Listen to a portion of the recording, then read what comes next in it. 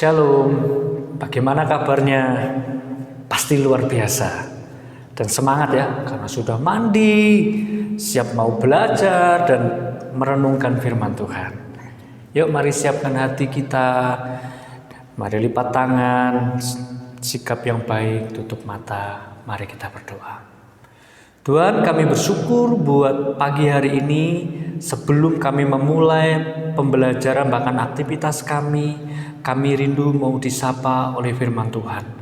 Mari Allah menyapa kami, berbicara buat kami sehingga kami boleh mengerti akan apa yang ingin Engkau lakukan di dalam kehidupan kami.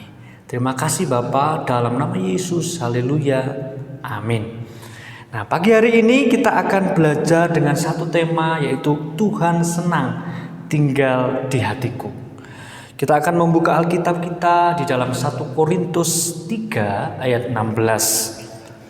Kita akan membacakan, "Tidak tahukah kamu bahwa kamu adalah bait Allah dan bahwa Roh Allah diam di dalam kamu?" Ya. Senang itu pasti merupakan sesuatu yang kita sukai ya, gembira, puas ya, tidak ada kecewa, itu pasti senang. Dan pastinya kalau kita disuruh memilih senang dengan susah, pasti milih senang dong mister ya. Nah, kalau kita senang biasanya karena apa? Ada yang senang karena dapat hadiah, bisa jalan-jalan. Apalagi sekarang susah mister untuk jalan-jalan, belanja, main, dan banyak hal lainnya yang membuat kita senang. Nah, kalau kita ingin menyenangkan orang tua, bagaimana? Benar sekali. Kita tidak melawan orang tua, taat, dengar nasihat, kita bersikap yang baik, ya, suka membantu, dan lain sebagainya. Nah, sekarang Mister bertanya nih, kalau kita mau menyenangkan Tuhan, apa yang harus kita lakukan? Ayo, apa? Excellent. Betul sekali, melakukan yang baik, berdoa, baca Alkitab, dan lain sebagainya. Nah, anak-anak, salah satunya adalah Tuhan senang tinggal di hati kita. Saya ulangi lagi, salah satu yang disenangi oleh Tuhan adalah membiarkan Tuhan berdiam di dalam hati kita. Minggu ini Bible Time kita berbicara tentang Salomo membangun bait Allah. Anak-anak, Tuhan berjanji akan tinggal di tengah-tengah bangsa Israel. Karena memang bangsa Israel adalah bangsa pilihan Allah. Kemudian Tuhan berjanji juga akan bertahta di tabut perjanjian pada waktu zamannya Musa. Kemudian Tuhan juga berjanji akan tinggal di bait suci yang dibangun oleh Raja Salomo. Tetapi bangunan itu tahun 70 dihancurkan oleh Kaisar Titus. Dan bangunan itu tidak ada.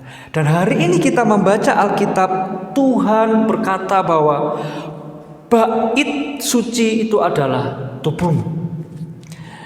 Jadi bait Allah adalah kediaman Allah. Berarti kalau hidup kita, diri kita adalah bait Allah, berarti Tuhan ada di dalam hidup kita, di dalam diri kita. Nah, sekarang Mister kasih ilustrasi. Mister ada balon. Nah, Mister akan memberikan angin. Anggaplah balon ini adalah tubuh kita. Ya, ini hanya gambaran ya, bukan Tuhan itu seperti angin, tidak. Ini tubuh kita. Nah, Mister mau tiup nih.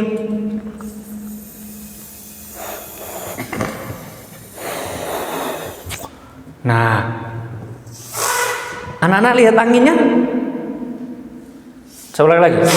Lihat anginnya? Nah, pasti tidak lihat anginnya. Nah, Mister mau letusin nih.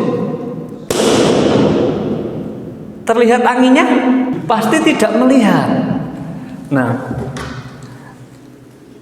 anak-anak, tubuh kita seperti balon, ya, dan diisi oleh angin. Bukan Allah masuk seperti angin ke dalam tubuh kita, tidak seperti itu. Tapi kita tidak bisa melihat Allah ada di dalam diri kita di bagian mana, Mister? Tidak terlihat. Tetapi itu adalah gambaran bagaimana memang betul Allah itu ada di dalam hidup kita. Nah, sekarang kalau kita tahu bahwa Tuhan ada di dalam diri kita dan kita adalah bait Allah Tuhan, dalam Amsal 4 ayat 23 mengatakan, jagalah hatimu dengan segala kewaspadaan karena dari situlah terpancar kehidupan.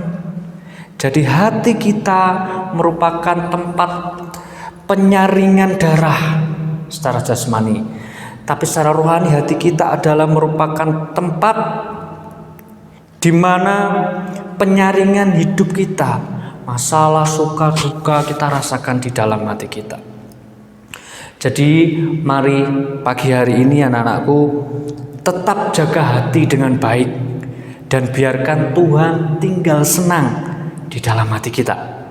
Kalau sudah Tuhan ada di dalam hati kita, pasti hidup kita akan bahagia dan sukacita. Pasti menarik. Tuhan senang, kita pun senang. Jadi mari jaga hati kita, jaga hidup kita dengan baik. Dan mari kita semua kembalikan apa yang kita lakukan semua untuk kemuliaan nama Tuhan. Amin. Mari kita berdoa. Tuhan, kami bersyukur kami boleh membaca firman-Mu dan kami boleh mengizinkan Tuhan masuk di dalam hidup kami. Dan mungkin jika kami belum mengizinkan Tuhan di dalam hidup kami, di dalam diri kami, pagi hari ini kami buka hati untuk Tuhan masuk di dalam hati kami dan menguasai kehidupan kami. Terima kasih Bapa, di sepanjang hari ini kami serahkan aktivitas kami hanya di dalam nama Tuhan Yesus Kristus. Haleluya. Amin.